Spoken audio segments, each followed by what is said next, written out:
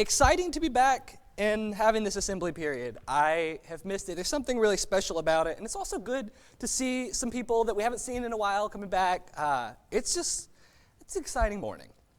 If you will, open with me to John 13. We're going to be in John 13 and only John 13 this morning.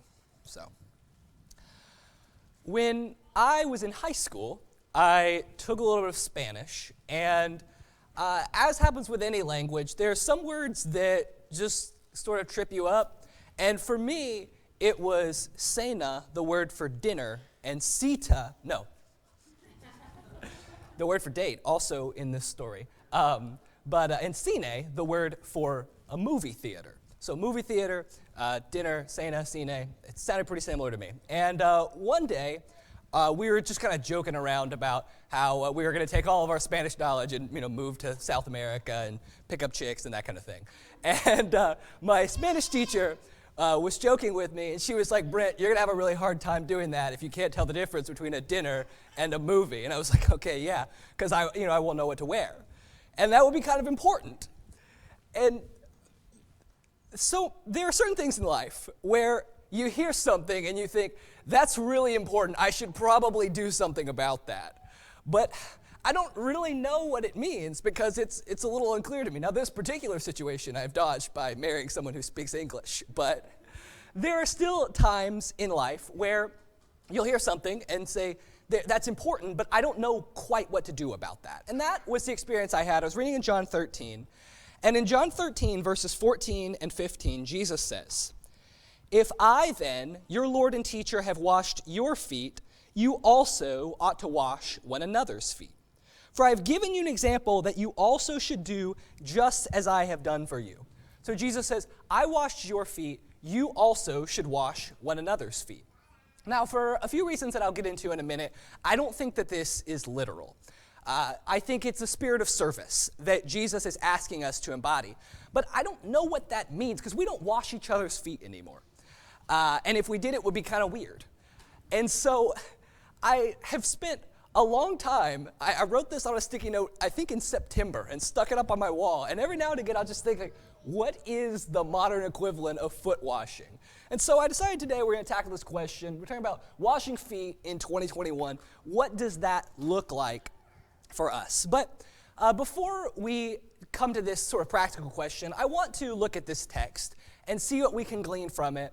And then we will advance with our questions. So in John 13, we're going to read in chunks verse 1 through 19. But we'll start with verses 1 through 3.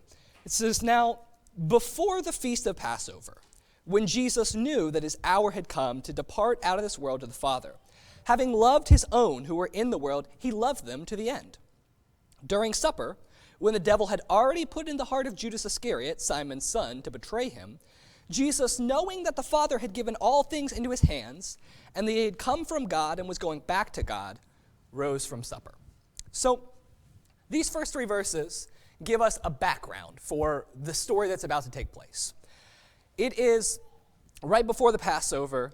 The devil has already put into Judas's heart what he's going to do. And so right here at the beginning, we get hints of the betrayal that is coming. And we see the motivation for what Jesus is about to do. We see that he loved his disciples even to the end. We see that Jesus knew that the Father had given all things into his hands and that he was about to go back to God.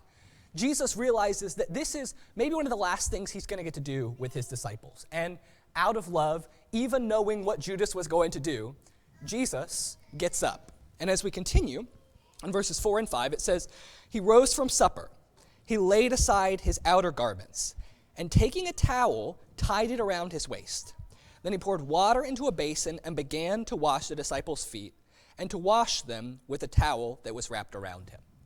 So we see that Jesus, loving his disciples, knowing this is toward the end, he gets up, pours a basin of water, and he starts to wash their feet. Now, you've probably heard sermons about this before, and you know that this is not just something that anybody would do. If you are a very poor host, you might wash your guests' feet. But Jesus is not the host here. Typically, this is a job that is reserved for slaves or sometimes women of which Jesus is neither. He chooses to do this like a almost scandalously humble thing for his servants. And we'll see some backlash from Peter, like, Lord, you can't do this because, you're my teacher. But this is something that Jesus does. It's an incredibly humiliating thing for him to do. But as we continue in verse 6, he came to Simon Peter, who said to him, Lord, do you wash my feet? And Jesus answered him, what I am doing you do not understand now, but afterwards you will understand. And Peter said to him, you shall never wash my feet. And Jesus answered him, if I do not wash your feet, you have no share with me. And Simon Peter said to him, Lord, well, not my feet only, but also my hands and my head. And Jesus said to him, the one who is bathed does not need to wash except for his feet, but is completely clean. And you are clean, but not every one of you. For he knew who was to betray him. That was why he said, not all of you are clean. So we see here, Peter gives some backlash to Jesus trying to wash his feet. He says, you're not going to wash my feet. You're too great. I'm too humble. This is very similar to what Peter does in in Matthew 19 when Jesus says, I'm going to go to die. And Peter says, no. Yeah, that's not going to happen. Don't talk like this. And Jesus says, no, this is what's going to happen. And the very similar thing here. Peter says, no, Lord, you're not going to do this. And Jesus says, yes, I am. And he further adds gravity to this situation by saying that if he doesn't wash his feet, he has no share with him. This is something that is very important for Jesus to do. It is non-negotiable, Peter, is what he's saying. And he says, so Peter's like, okay, well then, if this is so important, then don't just wash my feet, wash my hands, wash my head. And Jesus says, that's not required. You are already clean. But he adds at the end of this, not all of you are clean. Again, we're getting this reminder that Jesus is about to be betrayed, that Judas is among them in this very party. He says, not all of you are clean. And now we get to the explanation that Jesus gives for this whole thing. In verses 12 through 19, he says, when he had washed their feet and put on his outer garments and resumed his place, he said to them, do you understand what I've done to you? You call me teacher and Lord, and you are right, for so I am. If I then, your Lord and teacher, have washed your feet, you also ought to wash one another's feet. For I have given you an example, that you also should do just as I have done to you. Truly, truly, I say to you, a servant is not greater than his master, nor is a messenger greater than the one who sent him. If you know these things, blessed are you if you do them. I'm not speaking of all of you. I know whom I have chosen.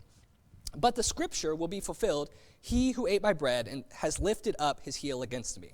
I am telling you this now before it takes place, that when it does take place, you may believe that I am he.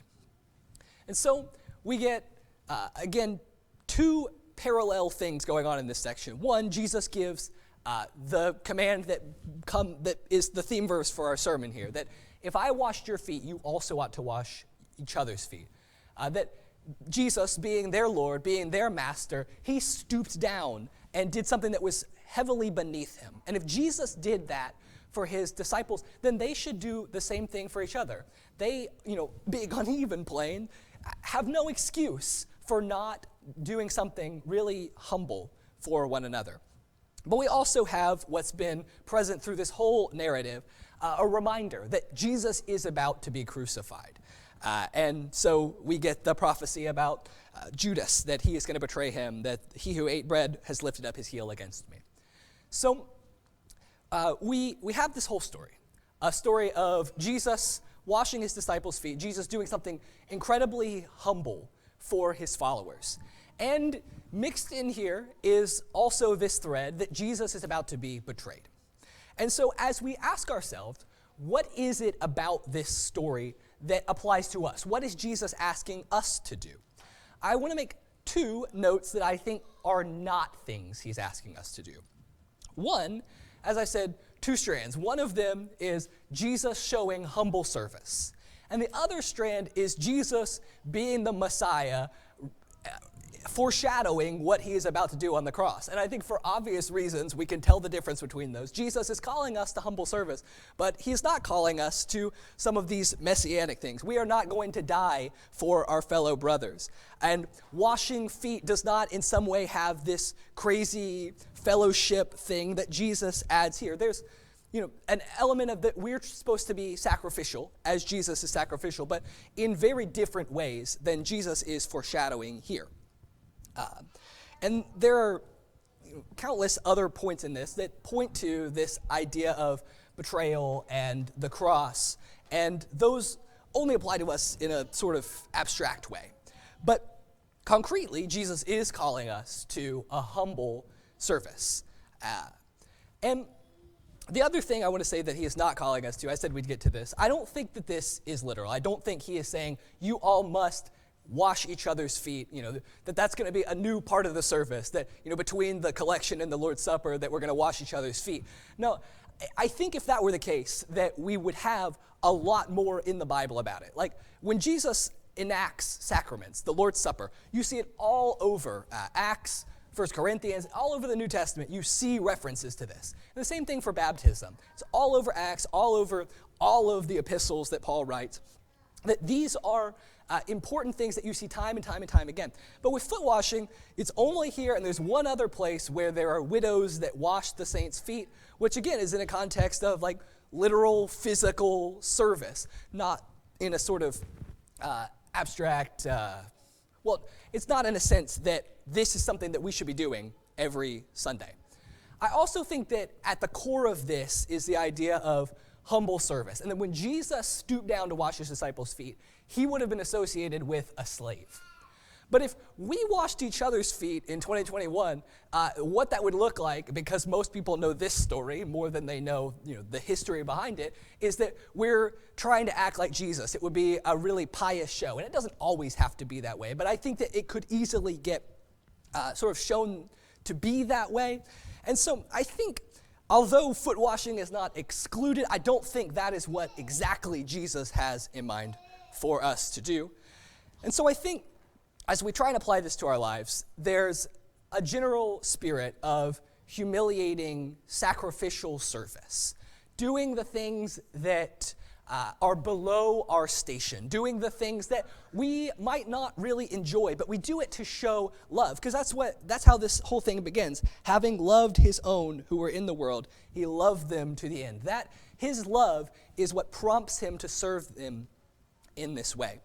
And so, as we try and apply this to our lives, what does it look like to wash feet in 2021? And if you want like a Cliff Notes version, I think the closest one-to-one parallel for this is washing someone else's toilet. I think there are a lot more examples that I will get into, but like if you get that idea in your brain, something that you don't want to do, it's incredibly humiliating, there's no reason that you would need to do it, but it's very practical. I think that is maybe the closest that we could get today.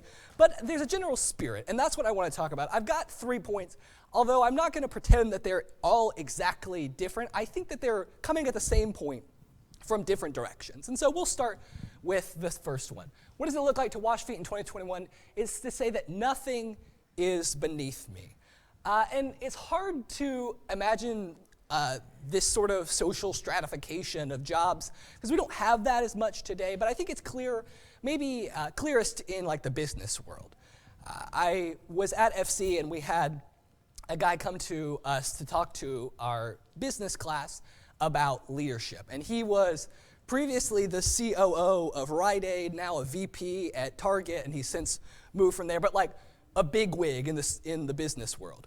And he told us that anytime he would go to a Target store, that before he went in to meet the people, he would gather up the loose carts from the parking lot and put them in their place.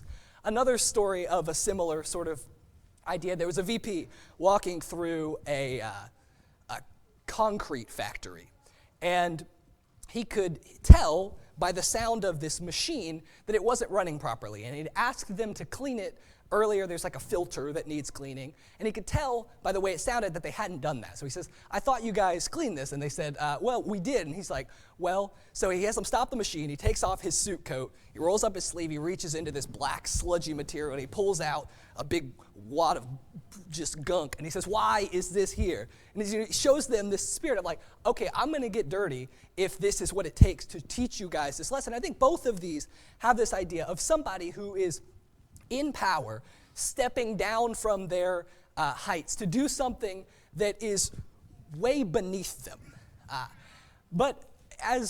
And I think that really is quite parallel to what Jesus does. However, it is answering an abstract example with another abstract example, because very few of us are, VPs of billion-dollar companies. And so it's like, okay, well, how does this apply to me? We're still in the same place. But I think that this example gives us a line of sight into something that we are all sort of familiar with, and that is having power and doing something that is beneath us. We all have some extent of power. I think about a father in a home. My brother and I, when we were growing up, it was our job to do the dishes. And if the dishes didn't get done, it was our fault because that was our job. But very occasionally, my dad, well, maybe not, maybe more than very occasionally, he would come and he would help us. He would see that we needed help, and it wasn't his job. He was, head of the household. He was the one that told us to do it. But he was not above rolling up his sleeves, getting dirty, and helping us to do the dishes. And I think that was super cool. As a kid, I thought that was great. But I think that also really encompasses this idea of having power, but setting it aside to do something that is beneath you. I think of other examples where all of us might have that sort of power. When you interact with maybe people in the service world, so like servers at a restaurant or janitors or plumbers, there's an extent of which, as you're interacting with them, you might think, that's their job. And so for example, there was a plumber that needed to come to our apartment, and our apartment was like, hey, can you get the stuff out from under the sink, because he needed to fix the disposal. And on one hand, it's like, that's not my job. Why can't he do that? But you move the stuff. It's like it's not a big deal. Or like when you're at a restaurant, there are places like at Nuke's, for example, where you leave the stuff on the table, but there are two kind of ideas with that. One of them is just like, okay, I ate, I'm done, I'm just gonna leave it all spread out. And then there are other people who are like, you know what, let's get this trash and we'll put it here and we'll stack the plates. You make it easier. And the one spirit is saying, that's not my job. Someone is paid to come here and clean up this mess I've made. And there's another spirit that says, you know what, they're people, I'm people, I'm gonna do what I can to help. The two kinds of spirits, that's not my job, and the spirit that says, how can I help? And Jesus is the kind of person that even when things, when he was above washing his disciples' feet, he was not above washing his disciples' feet. He stooped down. He said, that is not beneath me. And Jesus got up, wrapped the towel around him, and he began to serve his disciples. And I think that spirit of saying, this is not beneath me, I think that is very on point with what we're trying to do as we try and serve one another and try and wash each other's feet, try and be humble servants to each other. But there's another point, and this is to say, I don't have to enjoy this service. I will say, there are some things when we serve one another that are kind of fun. I really enjoy calling people to check on them, and I've very rarely done that and think, that was boring, that was a waste of time. I enjoy that kind of thing. But there are also service that is not particularly enjoyable. Nobody wants to carry a washing machine up 3 flights of stairs. Nobody wants to clean the toilets at the church building. There are things that are not enjoyable, but we do them because they need to get done. And I want to say that this is something that I really think that the members here do a really good job of. I mean, we've got people, like I said, who they regularly take it upon themselves to clean the church building. We've got people who, when we say, hey, somebody's moving, when Leah and I moved here, most of y'all didn't even know us, but we got a bunch of people that came and helped us move our stuff into our 3rd floor apartment. We've had, when the parking lot was iced over, we had people come and clean it. Not because that's particularly fun, but it's because they saw a need and they said, you know what, I can do that. I can help with that. And I think that is phenomenal. Other examples of this, people, you don't want to give up your money, but when people need money, when they're in need, we got a lot of people who help them. There's just example after example of people here who I have seen give up of themselves, not because they have to enjoy it, although sometimes they do, but for the most part, it's people who say, this is a way I can serve, and I want to do that. And I have to admit, this is something that I am working on. It's something I think my parents did a pretty good job of instilling this spirit in me, but it's something that as of late I have sort of not done as good of a job on, and it's something I'm trying to get more into the spirit of. And so if that's you, if you are not one of those people who does a really good job of this, then you can always step it up, you can always work harder. And I don't want to say that just in abstraction. Like, how do we get involved? Because it's not just that Jesus, saw a sign-up list for let me go wash somebody's feet. Like, he created this opportunity. And so I think that we can be more proactive. And if you're looking for opportunities to get involved, I would say start with the people that need help. And I know that's sort of a cop-out answer, but give me a moment to explain. In the home, in a domestic sense, I talked about my brother and I doing dishes. And usually we would trade off. One night I would do the dishes, he would do the dishes the next night. It was a great system. But sometimes it wouldn't work that way because one of us would have a lot of homework, or maybe we'd have a cold. It's like, okay, well, you don't want someone with a cold doing the dishes. So you step up when your brother needs help. And the same is true, in a married couple, that, maybe you guys swap off doing dinner. But if your spouse comes home and they're super tired and stressed out from work, you say, look, no, you sit down. I'm making dinner tonight. It doesn't matter whose job it is. Like, I'm going to do it because it needs to get done, and I can see that you need help. And we've got all kinds of opportunities if we really open our eyes. People with young kids that are really exhausting and they need to take care of them. People who are older and they don't have young kids to take care of them. We've got people with really stressful jobs. We've got people who are sick. We've got people who are shut in. And if you look for those opportunities, if you're seeking to be of service, even in times when you might not enjoy the thing that you are doing, if you're looking for a way to help, there are lots of them if we keep our eyes open. And so what does foot lashing look like in 2021? It looks like doing the things that we might not always enjoy because we know it's a chance to show love, it's a chance to show service. And third, it's to say they are not a waste of my time. I think that there are a lot of things in this world that are vying for our attention. You get home from work and you're tired and you want to just rest, but your kid needs to talk to you, or your wife needs to talk to you, or you're making dinner and you get a call from somebody, and it's like, oh, I'm making dinner right now, and it's like, no, there are times when, of course, you need to rest. You can't always say yes to everybody all the time, but there are also very real senses in which showing somebody that they are worth your time, showing somebody that you are happy to give up your time to serve them, to talk to them, to listen to them, is a phenomenal way to show them that you care. And with this point, we've talked about like a spirit of service and giving someone time in the form of service, especially with these the prior 2 points. But this time, I really want to talk about time and worth your time in the sense of like conversation, because I think that is something that is really powerful. That when we call people on the phone, when we go up to them at church and we interact with them, when we answer their calls, when we talk to them about the questions that they have, we are showing them that they are worth the time that it takes to invest in that sort of thing.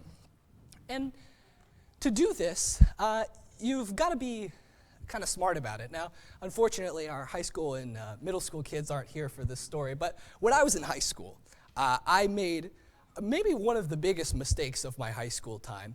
I got into the wrong crowd, and when I say the wrong crowd, I mean like the popular crowd, and it really was not good for me. And I originally, this point was called "No One is a Waste of My Time," and I still stand by that. But I also want to say that there are interactions. There are things even social things that can be a complete waste of time. And when I was in high school, I spent so much time trying to get close to these popular people who were really not good for me, and ignoring the people that really I could have helped. And that, I will say, was a complete waste of my time. And because it wasn't at all service-oriented. I was spending a lot of time showing these people that I cared about them. But they were not the ones that needed my approval. Other people needed my love. Other people needed my help. And to get close to these people required me to be really rude to these other people. And that's not the kind of person I wanted to be.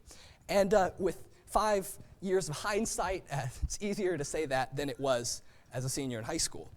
But when we are in at the same time, self-destructive and also selfish interaction, it can leech our time away from the people that really need it, the people that we can spend our time on, the people that we can serve.